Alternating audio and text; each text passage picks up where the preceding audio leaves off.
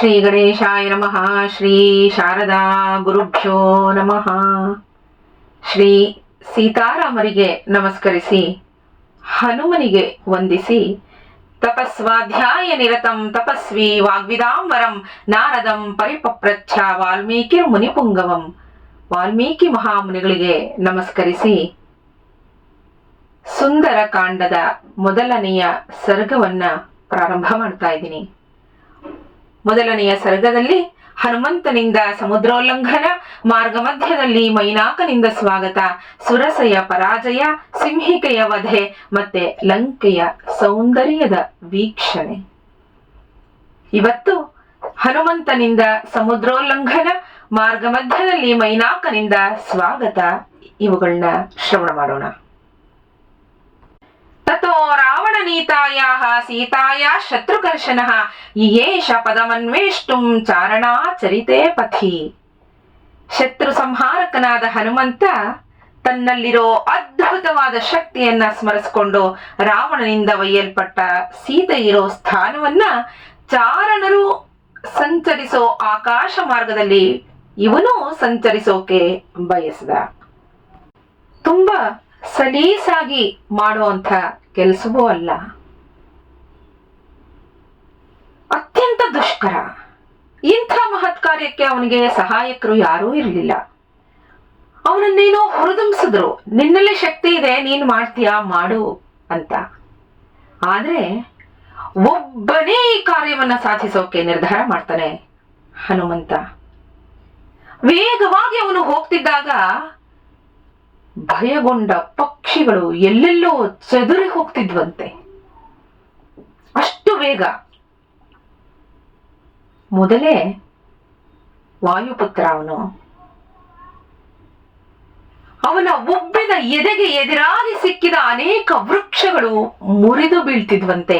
ಎಷ್ಟೋ ಮೃಗಗಳು ಅವನ ಕಾಲ್ತುಳಿತಕ್ಕೆ ಸಿಕ್ಕಿ ಸತ್ತು ಹೋಗಿದ್ವು. ಕೊಬ್ಬಿದ ಸಿಂಹನಂತೆ ಅವನು ಕಾಣ್ತಿದ್ದಂತೆ. ಹನುಮಂತ ಸೂರ್ಯನಿಗೆ, ಇಂದ್ರನಿಗೆ, ಬ್ರಹ್ಮನಿಗೆ ಹಾಗೆ ಇತರ ಭೂತಗಣಗಳಿಗೂ ನಮಸ್ಕರಿಸಿ ಪೂರ್ವಾಭಿಮುಖನಾಗಿ ನಿಂತು ವಾಯುದೇವನಿಗೆ ನಮಸ್ಕರಿಸಿ ದಕ್ಷಿಣ ದಿಕ್ಕಿನಲ್ಲಿದ್ದ ಸಮುದ್ರವನ್ನ ಲಂಘಿಸೋದಕ್ಕೆ ಎತ್ತರವಾಗಿ ಬೆಳೆದ. ಹಾರ್ಕೊಂಡೇ ಸಮುದ್ರವನ್ನು ದಾಟಬೇಕು ಅಂತ ನಿಶ್ಚಯ ಮಾಡ್ತಾನೆ. ಅಪರಿಮಿತವಾಗಿ ಬೆಳೆದು ನಿಂತ. ಹಾರೋಕೆ ಸಿದ್ಧನಾದ ಅವನು ಪರ್ವತವನ್ನ ತನ್ನ ಕಾಲುಗಳಿಂದ ಒಮ್ಮೆ ಒತ್ತಿ ನಿಂತ. ಸ್ನೇಹಿತರೆ, ಒಂದು ಸಾರಿ ಕಲ್ಪನೆಯನ್ನ ಮಾಡಿಕೊಳ್ಳಿ.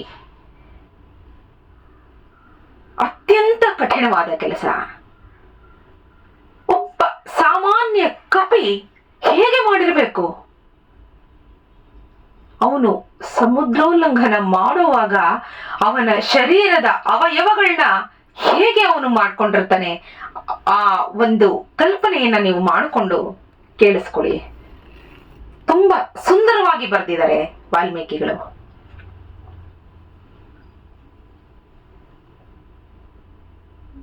ನಾವು ಮರಿಬಾರ್ದು, ಮಹತ್ತರವಾದ ಕೆಲಸ ಮಾಡೋಕೆ ಹೊರಟಿರೋ ಹನುಮ ಆಗಾಗ ಕಪಿಚೇಷ್ಟೆಯನ್ನೂ ಮಾಡಿದಾನೆ.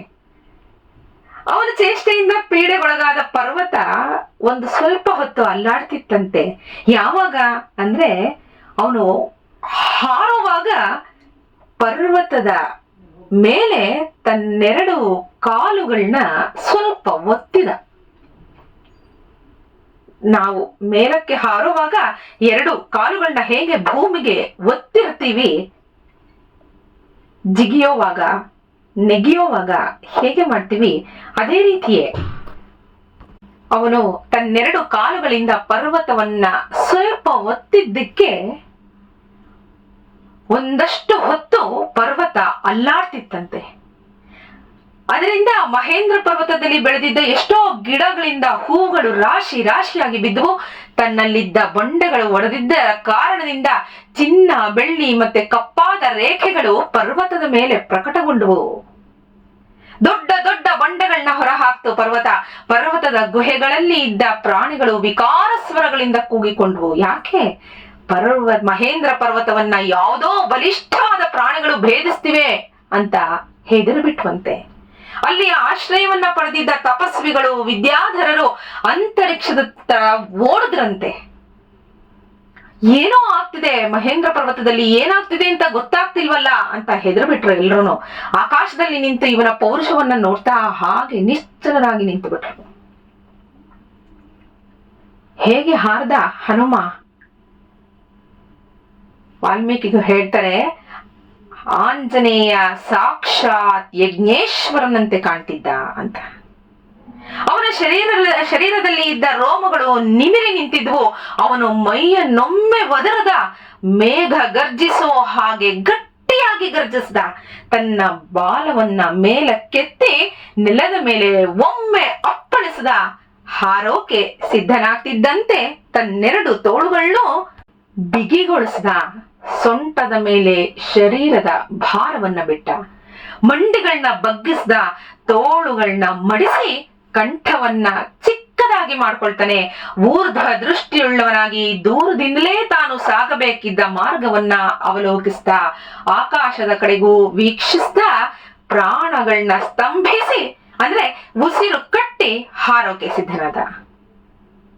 ಪರ್ವತದ ಕೆಳಭಾಗದಲ್ಲಿ ನಿಂತಿದ್ದ ಬೇರೆ ಕಪಿಗಳಿಗೆ ಹೇಳ್ತಾನೆ, ಯಥಾ ರಾಘವ ನಿರ್ಮುಕ್ತ ಶರಶ್ವಸನ ವಿಕ್ರಮ ಗಚ್ಚೆ ತದ್ವ ಗಮಿಷ್ಯಾಮಿ ಲಂಕಾಂ ರಾವಣ ಪಾಲಿತಾಂ.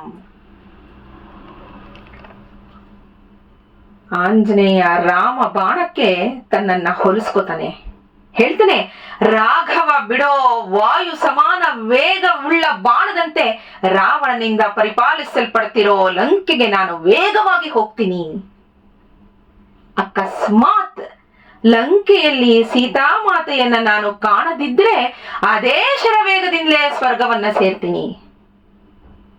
ಆಂಜನೇಯನ ಮಾತಿನಲ್ಲಿ ರಾಮನ ಕಾರ್ಯವನ್ನ ಸಾಧಿಸಿಯೇ ತೀರ್ತೀನಿ ಅನ್ನೋ ಛಲ ಮತ್ತೆ ಆತ್ಮವಿಶ್ವಾಸ ಕಾಣ್ತಿತ್ತು. ತನ್ನನ್ನ ಗರುಡ ಅಂತ ಭಾವಿಸ್ಕೊಂಡು ವೇಗವಾಗಿ ಹಾರ್ತಾನೆ. ಆಗ ಆ ರಭಸಕ್ಕೆ ಪರ್ವತದ ಮೇಲೆ ಇದ್ದ ವೃಕ್ಷಗಳೆಲ್ಲವೂ ಬುಡಮೇಲಾಗಿ ರಂಬೆಗಳನ್ನ ಹಿಂದಕ್ಕೆ ಎಳ್ಕೊಂಡು ಹನುಮನನ್ನೇ ಹಿಂಬಾಲಿಸ್ತಿದ್ವು. ಆ ಗಿಡ ಮರಗಳು ಅರಳಿದ ಹೂಗಳಿಂದ ಮೊಗ್ಗುಗಳಿಂದ ಕೂಡಿದ್ರಿಂದ ರಾತ್ರಿ ಹೊತ್ತು ಆ ಮಹೇಂದ್ರ ಪರ್ವತ ಮಿಣುಕು ಹುಳುಗಳಿಂದ ತುಂಬಿರೋ ಹಾಗೆ ಪ್ರಕಾಶಿಸ್ತು ಅಂತಾರೆ ವಾಲ್ಮೀಕಿಗಳು. ಹಾದಿಯುದ್ದಕ್ಕೂ ಪುಷ್ಪಗಳನ್ನ ಸುರಿಸ್ತಾ ಹೋಗ್ತಿದ್ದ ಗಿಡ ಮರಗಳು ಸ್ವಲ್ಪ ದೂರದ ನಂತರ ಆಯಾಸವಾಗಿ ಸಮುದ್ರದ ನೀರಿನಲ್ಲಿ ಬಿದ್ದುಬಿಟ್ಟವು.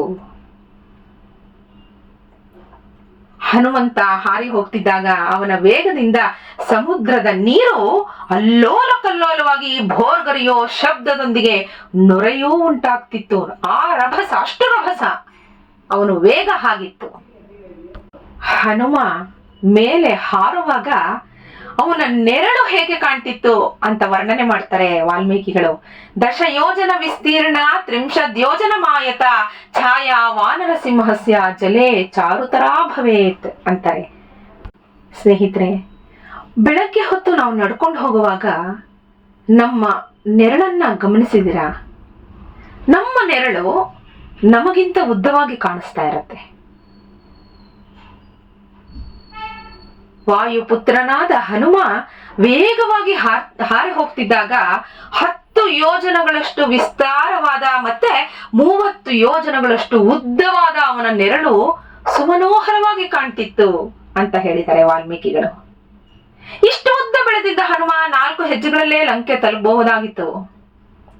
ಈ ಸಮುದ್ರ ದಾಟೋದು, ರಾಕ್ಷಸರನ್ನ ಕೊಲ್ಲೋದು ಯಾವುದೂ ಇರ್ತಿರ್ಲಿಲ್ವಲ್ಲ ಅಲ್ವಾ? ಹಾಗನ್ನಿಸ್ಬಹುದು. ಇಲ್ಲಿ ಹೆಸರೇ ಸುಂದರಕಾಂಡ, ಎಲ್ಲ ವರ್ಣನೆಯೂ ಸುಂದರ. ವಾಲ್ಮೀಕಿಗಳ ವರ್ಣನೆಗೆ ಸಾಟಿಯೇ ಇಲ್ಲ. ಆದ್ರೂ ಇನ್ನೊಂದು ವಿಷಯ ಅಂದ್ರೆ, ಅವನು ಇಷ್ಟೇ ಉದ್ದ ಬೆಳೆದ ಅನ್ನೋ ಅಳತೆ ಏನು ಹೇಳದಿದ್ರು ಪ್ರಾತಃ ಕಾಲದಲ್ಲಿ ಸಮುದ್ರ ದಾಟಿದ ಅಂತ ಹೇಳಿದ್ದಾರೆ.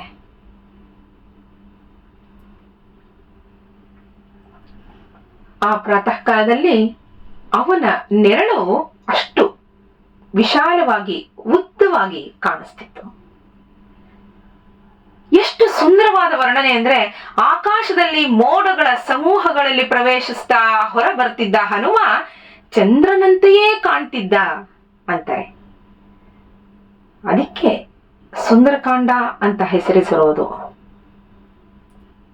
ಇವನು ಇಷ್ಟು ವೇಗವಾಗಿ ಮುಂದಕ್ಕೆ ಹಾರ ಹೋಗ್ತಿದ್ನಲ್ಲ ಅಂತ ದೇವ ದಾನವರು ಗಂಧರ್ವರು ಓಡಿ ಬಂದು ಅವನ ಮೇಲೆ ಎಲ್ಲಿ ಮುಂದೆ ನಮಗಿಂತ ಮುಂದೆ ಹೋಗ್ಬಿಡ್ತಾನೋ ಅಂತನ್ಬಿಟ್ಟು ಅಷ್ಟು ವೇಗವಾಗಿ ಬಂದು ಅವನ ಮೇಲೆ ಹೂವಿನ ಮಳೆಯನ್ನೇ ಸುರಿಸಿದ್ರಂತೆ. ಶ್ರೀರಾಮನ ಕಾರ್ಯ ಸಿದ್ಧಿಗಾಗಿ ಹೋಗ್ತಿದ್ದಾನೆ ಅಂತ ಸೂರ್ಯ ಅವನ ಮೇಲೆ ಶಾಖವೇ ಬೀಳದ ಹಾಗೆ ಮಾಡ್ತಾನೆ. ವಾಯು ಅವನ ಶ್ರಮವನ್ನ ಪರಿಹರಿಸೋಕೆ ಮಂದವಾಗಿ ಬೀಸ್ತಿದ್ದ. ಋಷಿಗಳು ಅವನನ್ನ ಸ್ತುತಿ ಮಾಡ್ತಾರೆ, ಗಂಧರ್ವರು ಅವನ ಗುಣಗಾನವನ್ನ ಮಾಡ್ತಿದ್ರು, ಅಸಾಧ್ಯ ಕಾರ್ಯವನ್ನ ಮಾಡ್ತಿದ್ರು. ಆಯಾಸವೇ ಕಾಣದ ಹನುಮನನ್ನ ದೇವರ್ಷಿಗಳು ನಾಗ ಯಕ್ಷರು ಸ್ತುತಿ ಮಾಡ್ತಿದ್ರು. ಇಕ್ಷ್ವಾಕು ವಂಶದ ಸಗರನಿಂದ ನಾನು ಉಪಕೃತನಾಗಿದ್ದೀನಿ, ಈಗ ಅದೇ ವಂಶದ ಶ್ರೀರಾಮನಿಗೆ ಸಹಾಯ ಮಾಡೋಕೆ ಈ ಹನುಮಂತ ಹೊರಟಿದ್ದಾನೆ, ನಾನು ಇವನಿಗೆ ಸಹಾಯವನ್ನ ಮಾಡ್ಲೇಬೇಕು ಅಂತ ಸಮುದ್ರ ರಾಜ ತನ್ನಲ್ಲಿ ಅಡಗಿಕೊಂಡಿದ್ದ ಮೈನಾಕನಿಗೆ ಹೇಳ್ತಾನೆ.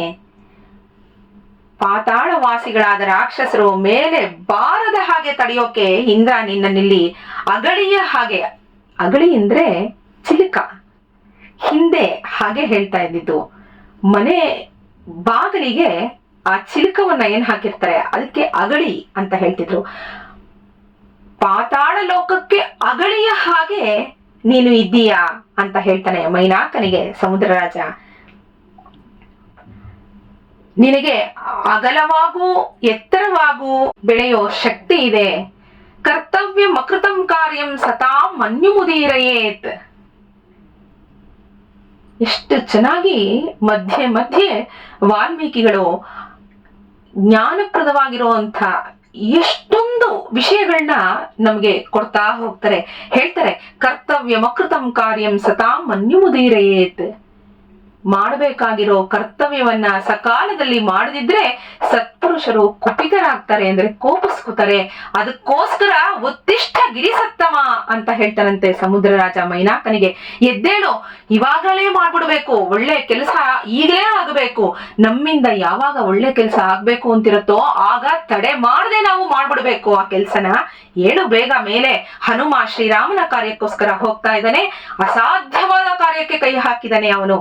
ಮೈನಾಕ, ನೀನೀಗಲೇ ನೀರಿನಿಂದ ಮೇಲೇಳು, ನಿನ್ನ ಶಿಖರದ ಮೇಲೆ ಕೂತು ಹನುಮ ಸ್ವಲ್ಪ ಹೊತ್ತಾದರೂ ಆಯಾಸವನ್ನ ಪರಿಹರಿಸಿಕೊಳ್ಳಿ. ಶ್ರೀರಾಮನಿಗೋಸ್ಕರ ನೀನು ಎದ್ದು ನಿಲ್ಲಲೇಬೇಕು. ಯಾರು ಹೇಳ್ತಾರೆ ಇವೆಲ್ಲನೂ? ಪರೋಪಕಾರಾರ್ಥಂ ಇದಂ ಶರೀರಂ. ಇದು ಮನುಷ್ಯ ಆಲೋಚನೆಯನ್ನ ಮಾಡ್ತಾನೋ ಬಿಡ್ತಾನೋ, ವೃಕ್ಷಗಳು ಮಾಡತ್ವೆ, ಪರ್ವತಗಳು ಮಾಡತ್ವೆ, ಸಮುದ್ರಗಳು, ನದಿ, ನೀರು ಇವೆಲ್ಲವೂ ಮಾಡತ್ವೆ. ನಾವು ಒಮ್ಮೆ ಕಿಂಚಿತ್ತಾದ್ರೂ ಅದನ್ನ ಮನಸ್ಸಿಗೆ ತಂದ್ಕೊಳ್ಳೇಬೇಕು ಅಲ್ವಾ? ಸಮುದ್ರ ರಾಜ ಮೈನಾಕನಿಗೆ ಹೇಳಿದ್ದು ಎಂಥ ಒಳ್ಳೆ ವಿಷಯ ಇದು. ಇದ್ದಕ್ಕಿದ್ದಂತೆಯೇ ನೀರಿನಿಂದ ಮೇಲೆ ಬಂದ ಪರ್ವತವನ್ನ ನೋಡಿ ಹನುಮ ಇದೇನು ವಿಗ್ರಹ ಒಡ್ಡೋಕೆ ಬಂದಿದೆ ಅಂತ ತನ್ನ ಎದೆಯಿಂದ ಪರ್ವತಕ್ಕೆ ಒಮ್ಮೆ ಅಪ್ಪಳಿಸಿದ. ಪರ್ವತ ಕೆಳಕ್ಕೆ ಕುಸಿದು ಬಿತ್ತು. ಹನುಮಂತನ ವೇಗವನ್ನ ನೋಡಿದ ಮೈನಾಕನಿಗೆ ಆಶ್ಚರ್ಯ, ಸಂತೋಷ ಎರಡು ಒಟ್ಟಿಗೆ ಆಗತ್ತೆ. ಮೈನಾಕ ಸಿಂಹನಾದ ಮಾಡ್ತಾನೆ. ಮನುಷ್ಯ ರೂಪವನ್ನ ತಾಳಿ ಹನುಮಂತನಿಗೆ ಹೇಳ್ತಾನೆ, ಹನುಮಂತ, ರಾಘವನ ಕೆಲಸಕ್ಕೆ ನೀನು ಹೋಗ್ತಿದೀಯಾ? ರಘುವಂಶದವರು ಸಮುದ್ರ ರಾಜನಿಗೆ ನಮಗೆ ಬಹಳ ಪೂಜನೀಯರು. ನೀನು ನನ್ನ ಶಿಖರದ ಮೇಲೆ ಸ್ವಲ್ಪ ಹೊತ್ತಾದ್ರೂ ವಿಶ್ರಾಂತಿ ಪಡೆದು ನಂತರ ಹೊರಡು. ಈಗ ನೀನು ನಮ್ಮ ಅತಿಥಿ ಅಂತ ಹೇಳಿ ಅವನನ್ನ ಮೈನಾಕ ಸತ್ಕರಿಸ್ತಾನೆ. ಮೈನಾಕನಿಗೂ ವಾಯುವಿನಿಂದ ಹಿಂದೆ ಸಹಾಯವಾಗಿರುತ್ತೆ.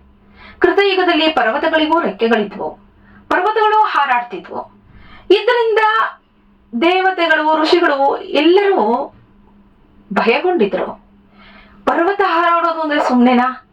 ಅವು ಹಾರೋವಾಗ್ಲೇ ನಮ್ಮನ್ನ ಏನ್ ಮಾಡ್ಬಿಡತ್ವೋ ಅಂತ ಹೆದ್ರು ಬಿಟ್ಟಿದ್ರು. ದೇವೇಂದ್ರನಿಗೆ ಹೇಳ್ತಾರೆ. ಇವರ ಆತಂಕವನ್ನ ಹೇಳ್ಕೊಂಡಾಗ ದೇವೇಂದ್ರ ತನ್ನ ವಜ್ರಾಯುಧದಿಂದ ಎಷ್ಟೊಂದು ಪರ್ವತಗಳ ರೆಕ್ಕೆಗಳನ್ನ ಕತ್ತರಿಸಿ ಹಾಕಿದ್ದ. ಆ ಸಮಯದಲ್ಲಿ ವಾಯುದೇವ ಮೈನಾಕನನ್ನ ತನ್ನ ವೇಗದಿಂದ ಹಾರಿಸಿಕೊಂಡು ಹೋಗಿ ಸಮುದ್ರಕ್ಕೆ ಎಸೆದು ಮೈನಾಕನ ರೆಕ್ಕೆಗಳನ್ನ ಮತ್ತೆ ಮೈನಾಕ ಪರ್ವತವನ್ನ ರಕ್ಷಿಸಿದ್ದ. ಆದ್ರಿಂದ ಮೈನಾಕ ಹೇಳ್ತಾನೆ, ಆದ್ರಿಂದ ಹನುಮ ನೀನು ನನ್ನ ಸತ್ಕಾರವನ್ನ ಸ್ವೀಕರಿಸಲೇಬೇಕು ಅಂತ. ಕಾರ್ಯಪರತೆ ಅನ್ನೋದು ಹನುಮನಿಗೆ ಎಷ್ಟು ಮಟ್ಟಿಗಿತ್ತು ಅಂದ್ರೆ, ನಮ್ಮನ್ನೇ ಯಾರು ಈ ತರ ಸ್ವಲ್ಪ ಸುಧಾರಿಸ್ಕೊಂಡು ಹೋಗಿ ಬನ್ನಿ ಅಂತ ಕರೆದ್ರೆ ಹ್ಞೂ ಸರಿ ಅಂತ ಅಂದ್ಬಿಟ್ಟು ಅವ್ರು ಹೇಳಿದ್ದಕ್ಕಿಂತ ಇನ್ನೂ ಹೆಚ್ಚು ಹೊತ್ತು ಸುಧಾರಿಸ್ಕೊಂಡು ಕೂತ್ಕೊಂಡ್ಬಿಡ್ತೀವೋ ಏನೋ. ಹನುಮ ಹೇಳ್ತಾನೆ ಮೈನಾಕನಿಗೆ, ನಿನ್ನ ಮಾತುಗಳಿಂದಲೇ ನಾನು ಸುಪ್ರೀತನಾಗಿದ್ದೀನಿ, ನಿನ್ನ ಆತಿಥ್ಯವನ್ನ ಸ್ವೀಕರಿಸಲ್ಲ ಅಂತ ನೀನು ನನ್ನ ಮೇಲೆ ಕೋಪಿಸ್ಕೋಬೇಡ. ನಾನು ಮಧ್ಯದಲ್ಲಿ ಎಲ್ಲೂ ನಿಲ್ಲಲ್ಲ ಅಂತ ಪ್ರತಿಜ್ಞೆ ಮಾಡಿದ್ದೀನಿ, ನನ್ನನ್ನ ತಡಿಬೇಡ. ನಾನು ರಾಘವನ ಕೆಲಸಕ್ಕೆ ಹೋಗ್ತಾ ಇದ್ದೀನಿ, ಅವನ ಕೆಲಸ ಪೂರ್ತಿಯಾದ ಮೇಲೆ ನಾನು ಸುಧಾರಿಸ್ಕೊಳ್ಳೋದು ಅಂತ ಮೈನಾಕನನ್ನ ಸಮಾಧಾನಪಡಿಸಿ ಹನುಮ ಮತ್ತಷ್ಟು ಮೇಲಕ್ಕೆ ಹಾರಿದ. ಸ್ನೇಹಿತರೆ, ನಾಳೆ ಇದೇ ಸರ್ಗದ ಮುಂದಿನ ವಿಚಾರವನ್ನ ಶ್ರವಣ ಮಾಡೋಣ. ನಮಸ್ಕಾರ. ಶ್ರೀರಾಮ ಜಯ ರಾಮ, ಜಯ ಜಯ ರಾಮ.